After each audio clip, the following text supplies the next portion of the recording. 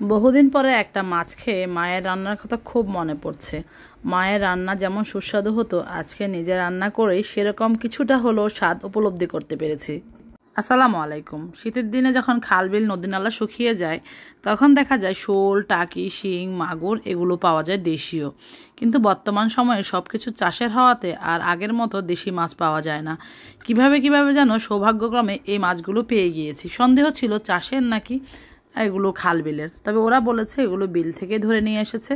তো আমি মাছগুলো প্রায় এক সপ্তাহের মতো বাসায় পানির মধ্যে জিয়ে রেখেছিলাম আর কি।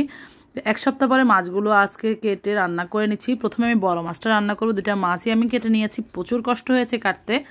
তবে এই মাছটা এত সুস্বাদু হবে আমি ভাবতেই পারিনি। অনেক দিন এমন স্বাদের শোল মাছ খাওয়া হয় না।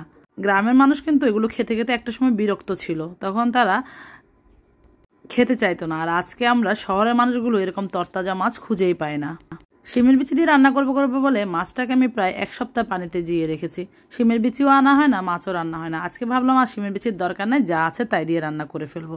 তো সব মশলা আমি কষিয়ে নিয়েছি। প্রথমে পেঁয়াজ, আদা রসুন বাটা, স্বাদ মতো লবণ, টমেটো, হলুদ, জিরা, ধনিয়া সব কিছু দিয়ে ভালো করে কষিয়ে সবশেষে আমি ঝালের জন্য লাল মরিচটা দিয়ে নিয়েছি।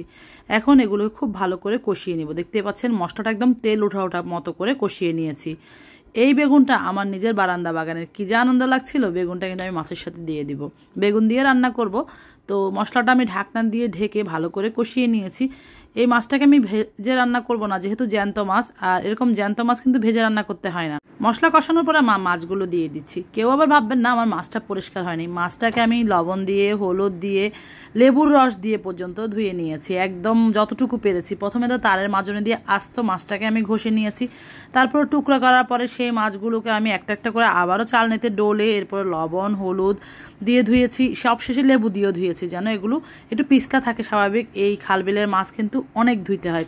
আমি অনেকবার ধুয়ে নিয়েছি। তারপরেও যদি কারো কাছে মনে হয় ধোয়া হয়নি, তাহলে কিছু করার নেই। আপনারা তো আর খাবেন না, আদোয়া হলো সেটা আমি খাবো বলে দিচ্ছি। এজন্যই অনেকে বিরক্ত হতে পারেন, আবার অনেকে কিন্তু খুব বাজে কমেন্ট করেন এই মাছ ধুয়ে নিয়ে, তাই আমি ভিডিওতেই বলে দিচ্ছি।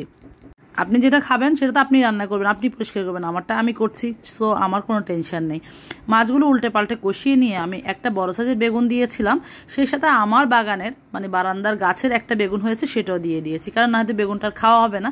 এই তরকারির সাথে দিয়ে দিয়েছি। এটা কিন্তু মানে অন্যরকম একটা ফিলিংস, কি বলবো আপনাদেরকে। 1000 টাকা দিয়ে কিনা জিনিসের চেয়ে নিজের হাতে উৎপাদন একটা বেগুনে যে এত স্বাদ বলে বোঝানো যাবে না। যারা টুকটাক বারান্দায় গাছ লাগান বা ছাদে গাছ লাগান তারা কিন্তু বলতে পারবেন। বেগুন দিয়ে ঢাকনা দিয়ে আবারও খুব ভালো করে মাছটা কষিয়ে নিয়েছি। মাছটা খাওয়ার পরে আমার বড় ছেলে বলছিল যে আম্মা মাছটা এত মজা কিভাবে হলো। খুবই মজা, মানে আমি এক কথায় মাংসকে হারিয়ে দিয়েছে আজকের এই মাছের স্বাদটা। সত্যি কথা বলতে মাছটা বিলেরই হবে, না হলে এত মজা হওয়ার কথা না।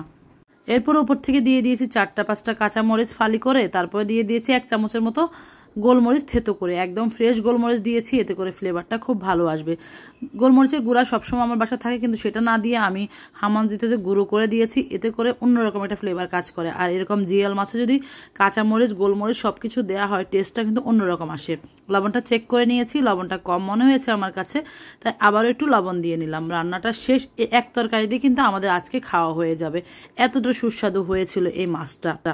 অনেক সময় মাংস কিন্তু এত মজা লাগে না, কিন্তু এই মাছটা অনেক মজা হয়েছে। যারা শোল মাছ খেতে পছন্দ করেন তাদের কাছে খুবই পছন্দ হবে আজকের এই রান্নাটা।